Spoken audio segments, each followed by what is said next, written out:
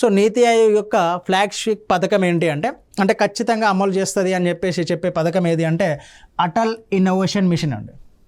ఇది చాలా ఇంపార్టెంట్. ఇది ఎవరిది అంటే నీతి ఆయోగ్ది. సో దీన్ని ప్రారంభించు. దీంట్లో భాగంగా ఏం చేసిళ్ళు అంటే మనకు కొన్ని 17 ఫోకస్ ఏరియాస్, ఇక్కడ నుంచి క్వశ్చన్ రావడానికి అవకాశం ఉంటుంది. ఎన్ని ఏరియాలపైన, ఎన్ని అంశాలపైన నీతి ఆయోగ్ స్ట్రాటజీ ఫర్ 75 అనేది ఫోకస్ చేసింది అంటే 17 ఏరియాస్ పైన.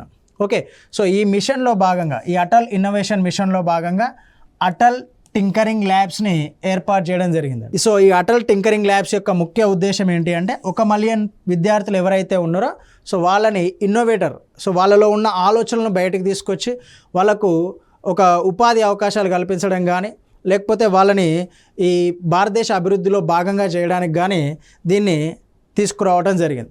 సో ఇక్కడ మనకి ఈ 17 ఫోకస్ ఏరియాలు అనుకున్నాం కదా. సో అది దేంట్లో భాగంగా అంటే మనకి అటల్ ఇన్నోవేషన్లో భాగంగా, not strategies for new India, Atal ఇన్నోవేషన్లో భాగంగా ఆ 17 ఫోకస్ ఏరియాలపైన నీతి ఆయోగ్ అనేది దృష్టి పెట్టడం జరిగింది.